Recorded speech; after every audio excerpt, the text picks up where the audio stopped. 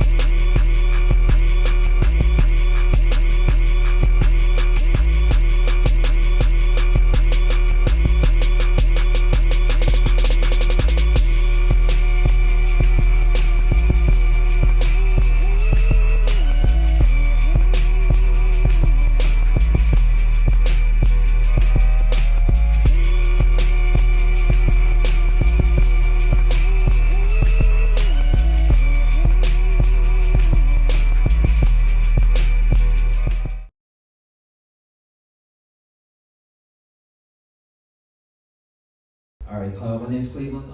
Coming from the Stitches Rap. My question for you is that you started a whole journey with your siblings now. So Yeah. you brought them on with the podcast. Do you see yourself, a little bit of yourself in them? I mean, yeah, I mean, if you look at our faces, you can see like it's like looking in a mirror for sure for like my entire life. Yeah, so the journey of the four controllers. Me being the oldest of my siblings, like my pastime really was just playing video games and talking anime with my family. They're my foundation. That's what's kept me, you know, with a very clear directive in life is being able to have my family always with me. My mom's running around here in this chaos, which is, I don't know why I brought her, but that's a whole other thing. It's been a great journey for us to now begin the Four Controllers journey. And we've got our YouTube channel, we've got our Instagram, we've got our TikTok, we're across all social media platforms. And now we get the chance to show the world exactly what we're capable of. Because you have myself, who I've been in this industry 30-something years now. 30 years. Yeah, so I'm a veteran at this point. I can give myself that. Like, I'm a veteran. Then you have my brother Kadeem, who's player 2 of the Four Controllers. He's always been into tech. When I started my Twitch stream, I came to him with the idea of what I wanted to do. And luckily enough, he had been sitting on all that tech that I would have been needed to start my Twitch stream. All the games, all the consoles, all the computers, he had all that stuff already. So it was nothing but to just go. My brother Hamil, who's in the room right there, the one that looks like, you know, Zero reincarnated pretty much. He's an artist. He's a personality like no other. Like he's incredible.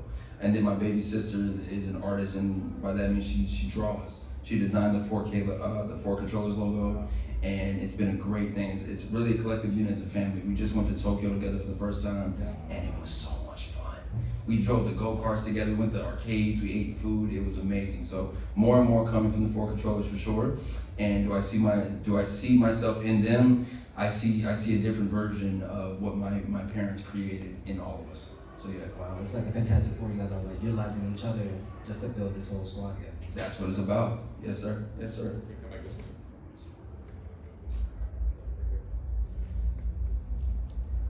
going on, brother? How you doing? Very well.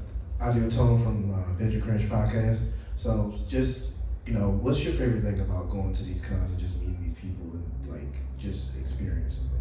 Connecting with people who are just like me. So growing up, it was just me and my brother. We're 3 years apart. And then the baby brother, he's 10 years younger than me, right? So we didn't really have people to connect with. We only knew 2 other people who liked Final Fantasy VII and Castlevania Symphony of the Night and watched Dragon Ball Z. We only knew 2 other people. So 3 years ago, when I saw some of the recaps from DreamCon, I was like, yo, I don't care what I'm doing, we're going down there. We have to go down there just to be a part of the culture, be a part of the moment. We get down here, man, and it was so important, I think, for me to see my 2 younger siblings get a chance to see people who are just like them, or into the same things that they are. So for me, is when I come here, man, I get a chance to connect with what I would consider my extended family.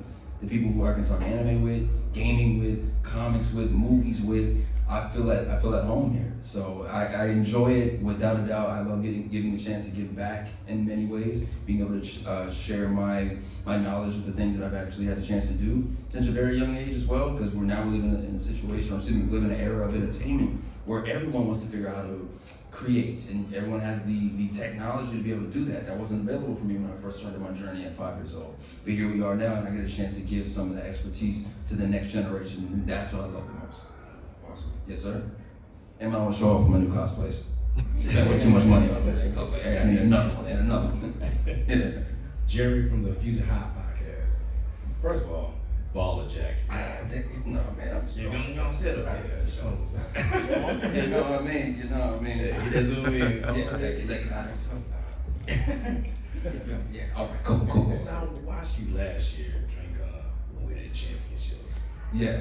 Man, so was that your first DreamCon? And like, how did you feel and all that good jazz, man?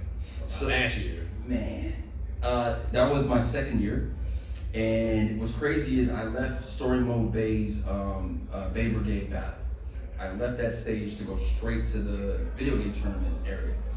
They told me that there was a Mortal Kombat tournament coming on, but they didn't know if I would be competing in it. So when the final answer came that, yeah, we want Khleo to compete, I'm like, they're all screwed. They don't know they have no idea what they've done. Because I'm going to win. I don't care who you're putting me up against. Like, I play Mortal Kombat religiously. Like, that is my game. Kadeem, who's not in the room currently, he's we've been playing Mortal Kombat 1 together. I mean, we've been playing the Mortal Kombat franchise together since we were babies. He's always chosen Scorpion. I've always chosen Sub-Zero. So it was a done deal. Did I know that I would be competing, let alone competing in a Powerline cosplay? No, but I think it added on to the story. It was really cool to see the headline say like, Zero from Holes wins Mortal Kombat tournament dressed as Powerline from a Goofy movie. That's what the headline said. I'm like, yo, this is the most Chat GPT made up headline you can get. And it was an incredible experience, man. And I'm not gonna lie to you, I've rode that wave and that feeling for the last year.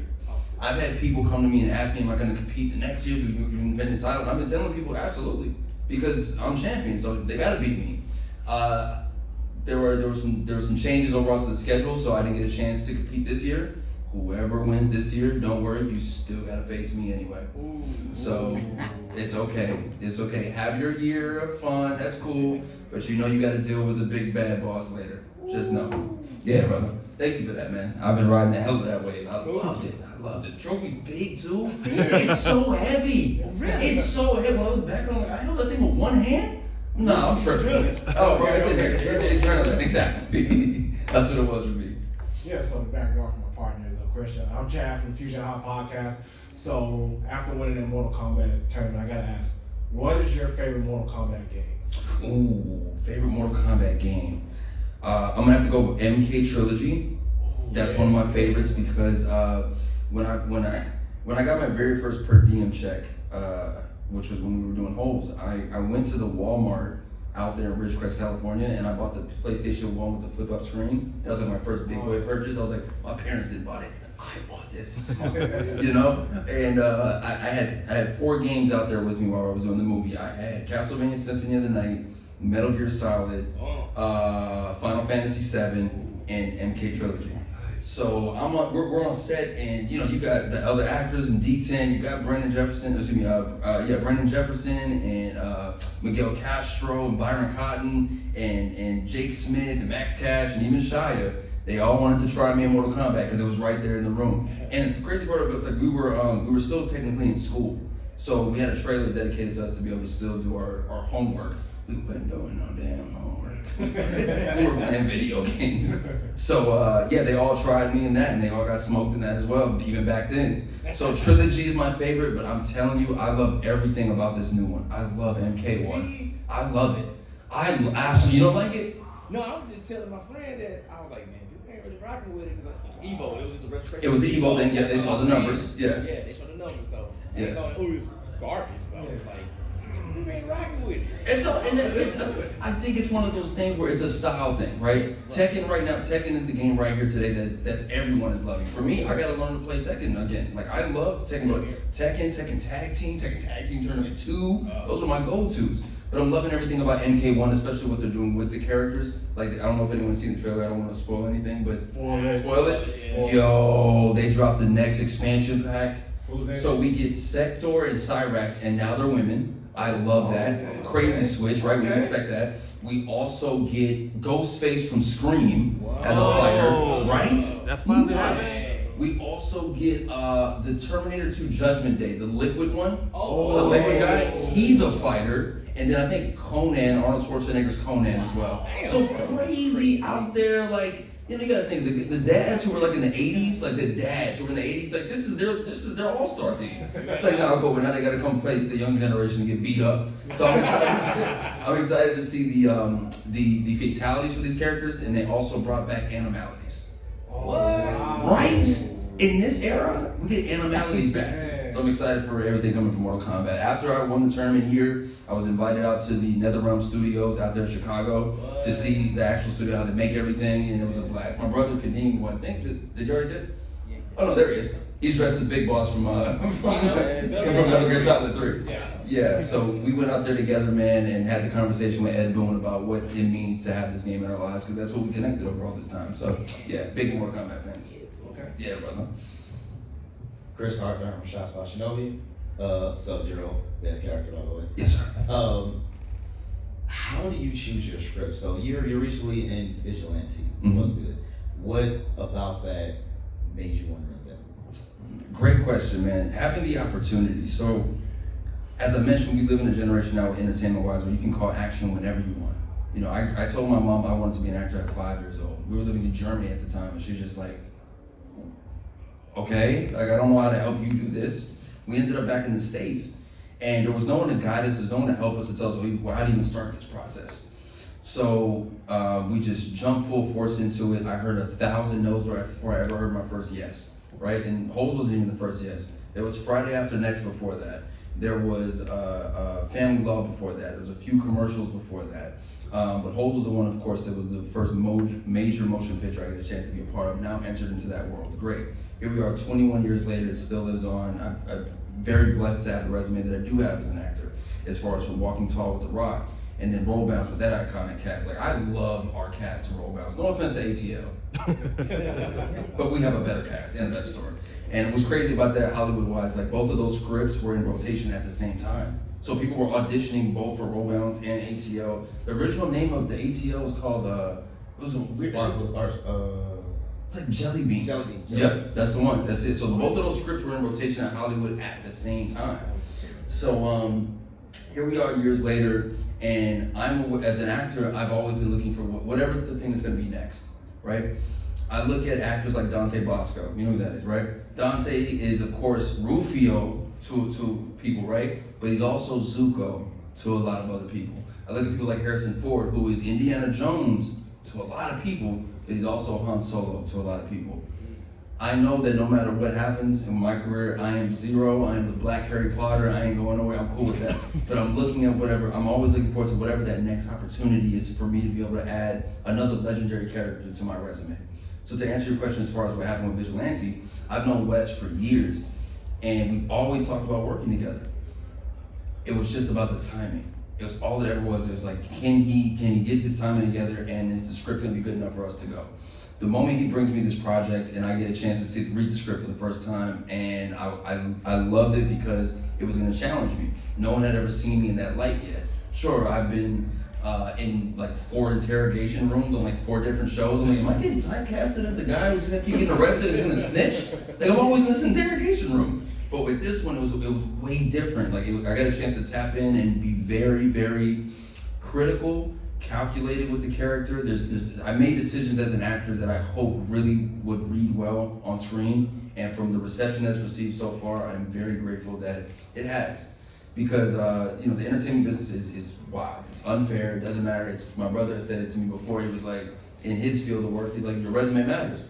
He's like, when he looks at me in the entertainment, he's just like, how do you have all this and the resume doesn't lead to the next gig? It doesn't resonate. Doesn't understand. But that's just part of the business. So I look forward for people to see Vigilante. I also announced yesterday I get a chance to be a part of a brand new horror film called If It Bleeds. So I'm really excited about that. My first horror movie, and we look forward to more in the future. Thank you, brother. Yeah, man. Hey, due to time constraints, we're gonna have to just do one more thing. So you said you needed I'm sorry. you said you needed him to. Oh yeah, if you could, I'm on the DreamCon recap Okay. team. If you could just say a quick, just anything about DreamCon positive. Yeah, absolutely. Here we are, 3 years later, man, and since my very first DreamCon, and every single time I come here, it's an amazing experience. People get a chance to connect, learn, but also be a part of something special. Growing up, there was nothing like this for me, so to be a part of it now amongst a new generation, even OGs out there having a good time, they cosplaying, I'm like, oh, it's lit, it's a family cookout, we having a good time. It's nothing like it, man. And I look forward to next year, I look forward to getting bigger and bigger and bigger, and I hope to see everyone in 2025 at DreamCon. You know? Oh, Kontrollers, of course. Yeah, go for it, man. Okay, so segue and then we can close it out. So you've been having a hell of a summer. First off, you've Thank been you. like popping in and out of every universe I see. Yeah. But yeah, now you booked a horror movie under your belt. So can you tell us a little bit more about If It Bleeds? Oh yeah, absolutely, man. It's directed by a guy named Matthew Hirsch. And what's crazy is Matthew Hirsch saw Vigilante. He came to the screening, saw that, and approached me and was like, yo, I don't know if you're into horror, but I have a part for you I'd love for you to play. So that was the first time that it went from someone seeing my performance and instantly being able to say, I got the next thing lined up for you. I read the script, fell in love with it because horror is something I haven't done yet. And there's so many little intricacies of what make great horror films. The tropes, the line delivery, it's so different from anything I've ever done. But I'm grateful because I'm around legends. I'm around veterans of the genre. So I'm picking up things left and right. We shot the last 3 days that I was in LA. As soon as I get back, we got 2 more weeks of filming. And then the world gets a chance to see my very first horror movie, If It Bleeds. All right. Yeah. Ladies and gentlemen, Khleo Thomas. Hey, thank you guys. Lady from Geek by Hearts. Lady Mandalore, also known as Room Full of Words. Chris Fury. We'll be watching Mayhem Media. And you are watching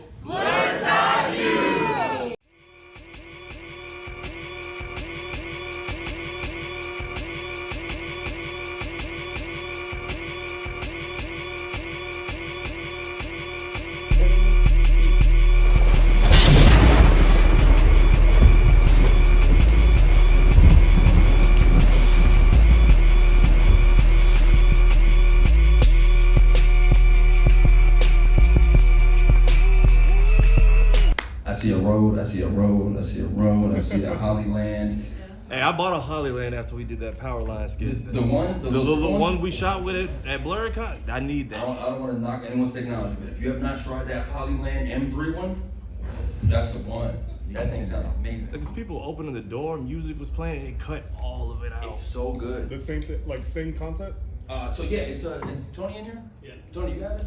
Oh, you have it on you? Okay, so Hollyland makes a mic, and it's smaller than anything up here, Okay. and it has a magnet, has a clip, and it's the best one. Okay. To me, as a content creator, technology-wise, Yeah. that's the one I love All right. the most. All right. Good to know. Yes, sir. Like when they do the Send me that. yeah, so if you look at the power line skit they did, Yeah, I the remember. little thing on his shirt, it's not a button, that's the mic. I remember seeing that. That thing is amazing, bro. Cool. Dog, we saw it, we was like, order it now. Yeah, it's a go-to. Thank you guys for even stopping by and talking to me, brother. I appreciate it. Thank you, sir.